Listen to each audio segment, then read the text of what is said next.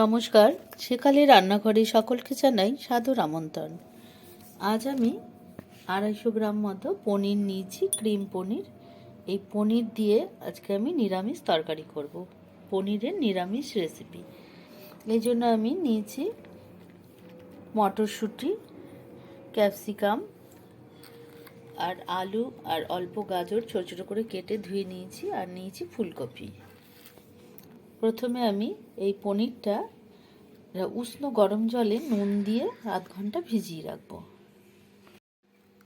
আর নিয়েছি 2 থেকে 3 চামচ মতো বড় চামচ পোস্ত, আর কাজু, এই কিশমিশ আর চালমগজ নেব, সেটা পরে দেখাচ্ছি।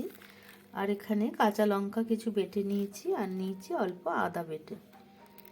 এবার আমি এই আলু আর গাজর ফুলকপি কেটে রেখেছি, এগুলো সব আলাদা আলাদা করে ভেজে নেব। আর তার আগে যে পনিরটা আমি ভিজিয়ে রেখেছি গরম জলে, এবার সেটা টুকরো টুকরো করে কেটে নেব। পনিরটা জল থেকে তুলে নিয়ে আমি এরকম কিউব করে কেটে নিয়েছি।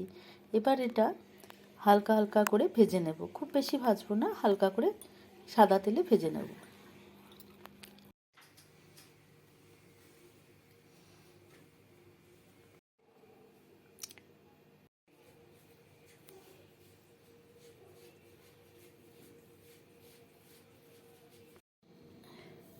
এখানে কাজু, পোস্ত আর চালমগজ সব একসঙ্গে বেটে নিয়েছি, আর এটা কিছুটা আদা বেটে নিয়েছি।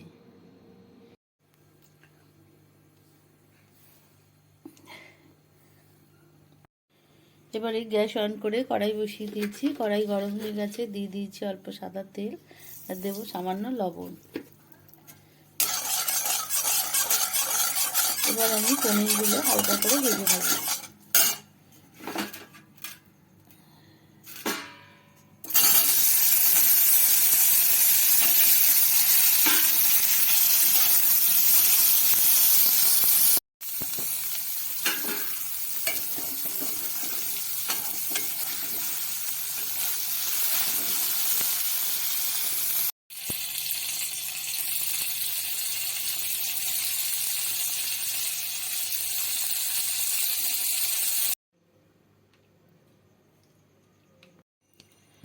পনিরগুলো ভাজা হয়ে গেছে, আমি সব তুলে নিয়েছি। আবার ওই একই কড়াইতে দিয়ে দিয়েছি খানিকটা সাদা তেল।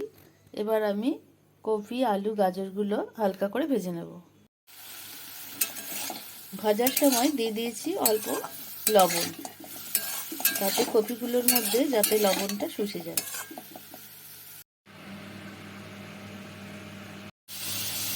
আবার ওই একইভাবে আলু আর গাজরগুলো সামান্য লবণ দিয়ে ভেজে নেব।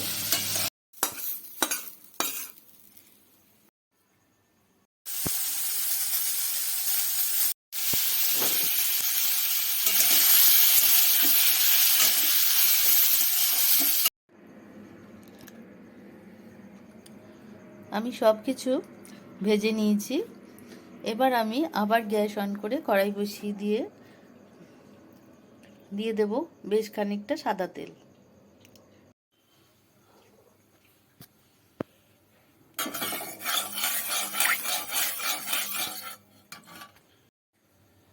তেল গরম হয়ে গেছে, এবার আমি দিয়ে দেব একটু সাদা জিরে।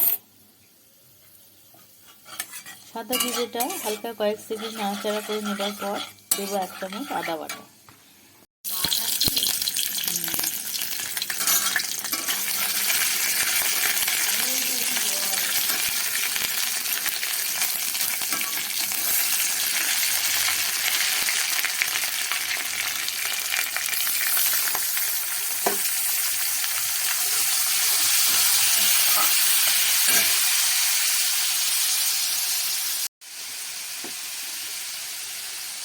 দিয়ে দিলাম 1 চামচ কাঁচা লঙ্কা বাটা।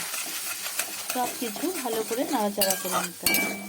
খুব কম আঁচে মশলাটা খুব ভালো করে ভাজা করতে হবে, যতক্ষণ না পর্যন্ত আদার এই কাঁচা গন্ধটা ছেড়ে যায়।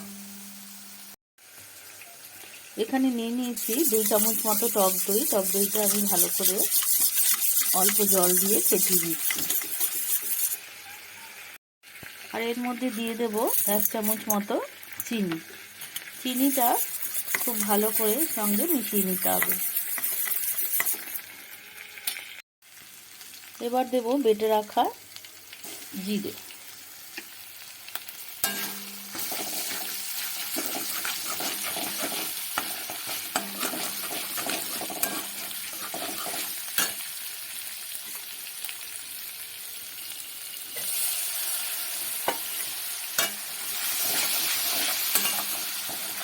ফেটিয়ে রাখা দইটা অল্প অল্প করে আমি এই মশলার সাথে ভাজা ভাজা করে নেব।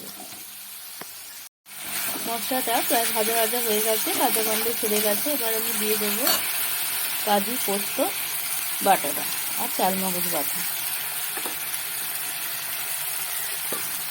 আর এই বাটিটা ধুয়ে দিয়ে দিলাম সামান্য একটু জল।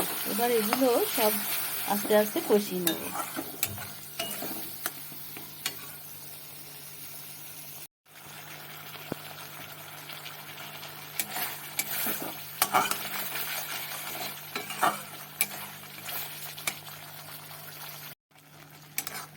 মশলাগুলো ভালো করে ভাজা হয়ে গেছে। এবার আমি আলু আর গাজর ভেজে রেখেছিলাম সেগুলো দিয়ে একসাথে আবার কষিয়ে নেব।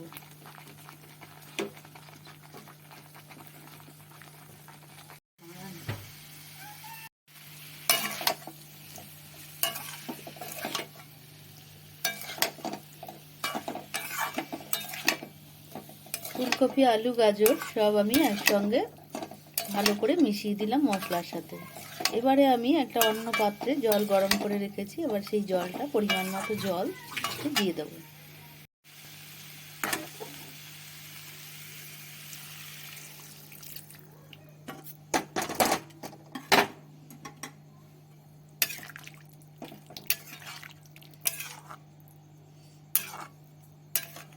এবারে 5 মিনিটের জন্য ঢাকা দিয়ে রেখে দেব, যতক্ষণ না ফুটে ওঠে।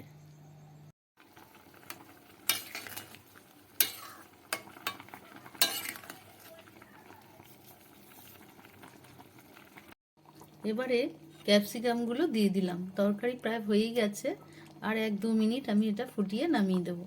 আর এগুলো সব একসঙ্গে মিশিয়ে দিলাম। আর দিলাম 1/2 চামচ মতো ঘি। আর শেষে 1 চামচ দেব গরম মশলা দিয়ে সব একসঙ্গে ভালো করে মিশিয়ে দেব। দিয়ে এবার ঢেকে রেখে দেব আর গ্যাস বন্ধ করে দেব।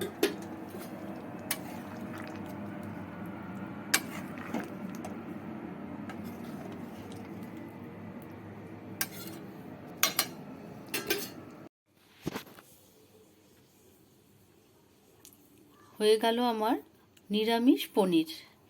এবার আমি এটাকে ঠান্ডা হতে দেব। ঠান্ডা হলে আমি পরিবেশন করব। বন্ধুরা, এই রেসিপিটা যদি তোমাদের ভালো লেগে থাকে তাহলে অবশ্যই আমার চ্যানেলটিকে সাবস্ক্রাইব করতে ভুলো না, আর লাইক, কমেন্ট ও শেয়ার করে দিও।